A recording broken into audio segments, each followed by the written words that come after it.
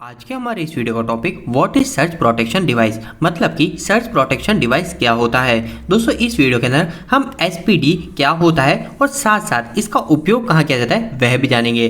दोस्तों एसपीडी की full form जो होती है वो यही होती है, सर्च प्रोटेक्शन डिवाइस। तो कभी कोई आपको एसपीडी बोले या फिर ये वर्ड बोले तो यह दोनों एक ही चीज होती है। इसके अलावा दोस्तों कहीं कहीं पर इसे सर्च प्रोटेक्शन की जगह सर्च प्रोटेक्टर भी कहा जाता है। तो आपको इस बात का ध्यान रखना, कहीं पे भी अगर सर्च का नाम आ रहा है तो वहां पे जो भी चीज है वो सारी की सारी एक ही है और ये सभी एक ही तरीके से काम करती है। तो आज के इस वीडियो में हम इसी के ऊपर बात करेंगे, तो वीडियो को स्टार्ट कर लेते हैं। दोस्तों सबसे पहले मैं आपको यह बता दूं कि आखिर सर्च प्रोटेक्शन डिवाइस होता क्या है। तो हम सभी को पता है, जैसे कि हम सभी घर में हमारे एमसीबी का उपयोग करते हैं, इसके अलावा हमारे घर में फ्यूज का उपयोग करते हैं। तो यह सभी हमारे इलेक्ट्रिकल के जितने भी उपकरण होते हैं उन सभी को प्रोटेक्शन देते हैं। और दोस्तों इसी तरह एसपीडी जो होता है ये भी हमारे इलेक्ट्रिकल के उपकरण को प्रोटेक्शन देता है। अब एसपीडी किस समय प्रोटेक्शन देता है, और साथ साथ एक और कंफ्यूजन ये भी होता है कि अगर मैं एसपीडी लगाता हूं तो क्या मेरे को एमसीबी लगाने की जरूरत है या नहीं। तो दोस्तों इसका जवाब तो पहले ही सुन लीजिए कि अगर आपने घर पे एसपीडी लगाया है तो भी आपको एमसीबी जरूर से लगाना है, और अगर आपने एमसीबी को लगाया है तो भी अगर आपको रिक्वायरमेंट है तो आप एसपीडी को जरूर लगाएं। अब दोस्तों इसके अलावा मैं आपको सिर्फ 1 मिनट के अंदर यह भी समझा देता हूं कि आखिर एसपीडी मतलब सर्च प्रोटेक्शन डिवाइस की जरूरत कहां पड़ती है, क्या हमें यह लगाना चाहिए या नहीं लगाना चाहिए। तो दोस्तों देखिए एसपीडी जो होता है वो एसपीडी हमको अनवांटेड जो भी करंट होता है, वोल्टेज होता है, उन सभी से प्रोटेक्शन देने का काम करता है। यहाँ पे अनवांटेड वोल्टेज या फिर करंट से मेरा मतलब क्या है, तो ऐसा करंट और ऐसा वोल्टेज जो कि हमारे उपकरण को नहीं चाहिए। जैसे कि मैं यहाँ पे उदाहरण के तौर पे मैं मान लेता हूँ कि मेरे पास में एक बल्ब है और ये जो बल्ब है इस बल्ब को सिर्फ 230 वोल्टेज चाहिए इसको चलने के लिए, और साथ साथ इसको सिर्फ 1 एम्पियर ही चाहिए चलने के लिए। लेकिन दोस्तों किसी भी कारणवश अगर मेरे इस बल्ब को वोल्टेज 220 की जगह अगर मेरे यहाँ पे वोल्टेज 500 मिल जाए, और अगर ये मेरा जो 1 एम्पियर है इस 1 एम्पियर के करंट की बजाय अगर मैं इसको 2 एम्पियर या 5 एम्पियर करंट दे दूंगा तो क्या होगा, ये मेरा बल्ब खराब हो जाएगा। तो दोस्तों इसी तरह हमारे इलेक्ट्रिकल के जितने भी उपकरण होते हैं उनकी एक लिमिट होती है कि उन पे हमारा कितना करंट जाना चाहिए और कितना वोल्टेज जाना चाहिए, और ये लिमिट कितनी है वो आपको उन्हीं उपकरण की नेम प्लेट पर आसानी से देखने को मिल जाएगी। और दोस्तों यह जो लिमिट होती है, इन लिमिट का ध्यान हमको ज्यादातर हमारे जो इलेक्ट्रॉनिक के उपकरण होते हैं उनके अंदर हमको विशेषकर ध्यान रखना पड़ता है, क्योंकि हमारे इलेक्ट्रॉनिक के जो उपकरण होते हैं वो ज्यादा सेंसिटिव होते हैं। अगर उसमें थोड़ा भी ज्यादा करंट या वोल्टेज चले जाता है तो वो जल्दी खराब हो जाते हैं एक इलेक्ट्रिकल उपकरण के मुताबिक। तो इसके बाद में हम यह कैसे जाने कि हमारे घर पे हमको एसपीडी प्रोटेक्शन डिवाइस की जरूरत है या नहीं है।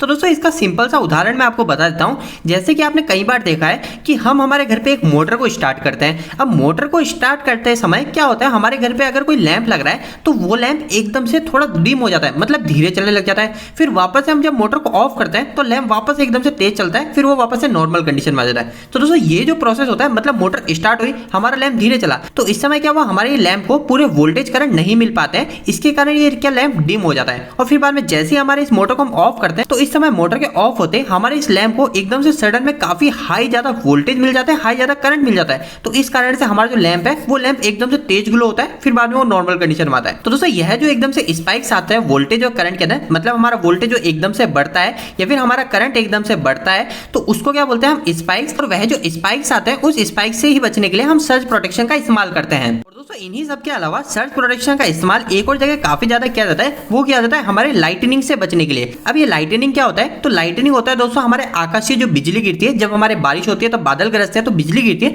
तो जब वो बिजली हमारे घर की छत पे गिरेगी तो हमारे घर की छत से जितने भी वायरिंग अटैच है तो वो सारी वायरिंग जलने की भी आशंका होती है। तो अगर हमने वहां पे सर्च प्रोटेक्शन को लगा रखा होगा तो उस समय सर्च प्रोटेक्शन क्या करेगी, जो भी हमारी आकाशीय बिजली है उस आकाशीय बिजली में जितना भी करंट और वोल्टेज एक्ट है उन सभी वोल्टेज और करंट को वो हमारे ग्राउंड कर देता है। तो दोस्तों यही चीज हमारा सर्च प्रोटेक्शन करता है। सर्च प्रोटेक्शन का काम काफी ज्यादा सिंपल होता है। जैसे कि हमारे घर पे 230 वोल्टेज चाहिए हमको, तो हम क्या करेंगे, अगर ये हमने बीच में सर्च प्रोटेक्शन को लगा दिया है कुछ इस प्रकार के, तो जब भी हमारे 230 वोल्टेज के ऊपर जैसे अगर 500 वोल्टेज आ रहे हैं तो इस समय हमारा एसपीडी 230 वोल्टेज के ऊपर जितने भी वोल्टेज आ रहे हैं उन सभी वोल्टेज को वो ग्राउंड कर देगा। और सेम इसी तरह हमारे करंट के भी केस में होता है। अगर हमारे इलेक्ट्रिकल वायर में करंट ज्यादा ही फ्लो हो जाती है तो उस समय ये करंट को भी हमारे ग्राउंड में भेज देता है।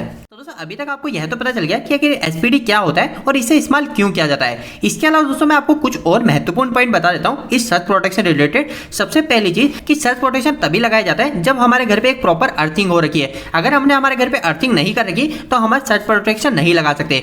अभी आप ये तीनों सर्च प्रोटेक्शन देखेंगे तो ये जो सर्च प्रोटेक्शन है ये हमारे सिंगल फेज सप्लाई के लिए, तो यहाँ पे ऊपर क्या करेंगे हम हमारे एक फेस वायर को या फिर हमारे एक न्यूट्रल वायर किसी भी एक वायर को लगा देंगे और नीचे जो है यहाँ पे हम हमारे अर्थिंग को लगा देंगे। तो अब क्या होगा, जब भी हमारे फेस या न्यूट्रल में हाई करंट या हाई वोल्टेज आएगा तो हमारा ये सर्च प्रोटेक्शन क्या करेगा, जितना भी हाई करंट और वोल्टेज है उस वोल्टेज को ये हमारे नीचे इस ग्राउंड के साथ कनेक्ट कर देगा और हमारा जितना भी एक्स्ट्रा करंट है वो हमारे इस अर्थिंग में चले जाएगा। तो यही काम हमारा सर्च प्रोटेक्शन का होता है। और सर्च प्रोटेक्शन के अंदर सबसे पहली चीज होती है कि हमको अर्थिंग अनिवार्य है, चाहे आप कोई सा भी सर्च प्रोटेक्शन लगा रहे हो। अब इसके बाद में दोस्तों दूसरा एक और पॉइंट यह भी आता है कि सर्च प्रोटेक्शन जो होते हैं वो कभी भी आप लगाने जा रहे हैं तो आपको इस बात का ध्यान रखना है कि आप घर पे हमारे एसी ही सर्च प्रोटेक्शन लगाए, क्योंकि जो सर्च प्रोटेक्शन आते हैं जो एसपीडी आती है वो एसी भी आती है और डीसी भी आती है। अब ये एसी और डीसी तो आपको आसानी से पता चल जाएगा। जैसे अगर हम एसी देखेंगे तो इस पे यहाँ पे एल लिखा होगा, एन लिखा होगा, लाइन न्यूट्रल लिखा होगा। जबकि अगर हम डीसी सर्च प्रोटेक्शन को देखेंगे तो यहाँ पे लिखा हुआ है डीसी प्लस और यहाँ पे लिखा हुआ है डीसी माइनस। यहाँ पे अगर प्लस माइनस भी लिखा हुआ है तो इससे हमको पता चल जाएगा आसानी से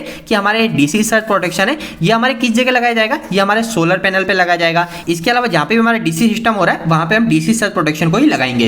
इसके अलावा दोस्तों आपको यह तो इतने सारे सर्च प्रोटेक्शन दिख रहे हैं, पर इसके साथ में आपको ये भी दिख रहा है, तो आखिर ये क्या है। तो दोस्तों यह भी हमारा एसपीडी ही है, सर्च प्रोटेक्शन डिवाइस ही है, पर ये जो एसपीडी है ये पर्टिकुलर किसी एक उपकरण के लिए है। देखिए दोस्तों क्या होता है, कभी कभी हमारे घर पे हमको रिक्वायरमेंट नहीं होती है, हम चाहते हैं कि हमारे घर पे हम इतना महंगा डिवाइस नहीं लगाए, क्योंकि अगर हम एक सर्च प्रोटेक्शन की बात करें तो हमारे सिंगल फेज घर के लिए हमारे 3 से 3,500 के आसपास का आपको मिलता है। अब दोस्तों यह जो 3 से 3,500 रुपए ये सभी अपने घर में नहीं लगवाना चाहते, तो इस समय क्या करते हैं वो, अगर कोई उनके घर में ऐसा उपकरण है जो काफी ज्यादा सेंसिटिव है तो वहां पे वो इस तरीके का एक हमारे सर्च प्रोटेक्शन ले आते हैं। इस सर्च प्रोटेक्शन में क्या होता है, ये डायरेक्ट हमारे प्लग के अंदर चले जाता है, जैसे नॉर्मल हमारा प्लग लगता है वैसे हमारा चले जाता है और फिर बाद में हम हमारे उपकरण को इससे कनेक्ट कर देते हैं। यहाँ पे हमारा फेस होगा, यहाँ पे हमारा न्यूट्रल और हमारा जो उपकरण है वो उपकरण हमारे सॉकेट से चल जाएगा। तो इस तरीके के डिवाइस भी हमारे मार्केट के अंदर मिलते हैं। इसकी कीमत थोड़ी कम होती है। अगर आप आपके घर के लिए इनमें से किसी भी तरीके का सर्च प्रोटेक्शन देख रहे हैं तो मैं कोशिश करूंगा कि इसी वीडियो के डिस्क्रिप्शन बॉक्स में कुछ अच्छे सर्च प्रोटेक्शन के लिंक डालूं ताकि आपको आसानी हो जाए कि आप सर्च प्रोटेक्शन कैसे खरीद सकते हैं। इसके अलावा दोस्तों सर्च प्रोटेक्शन डिवाइस के अंदर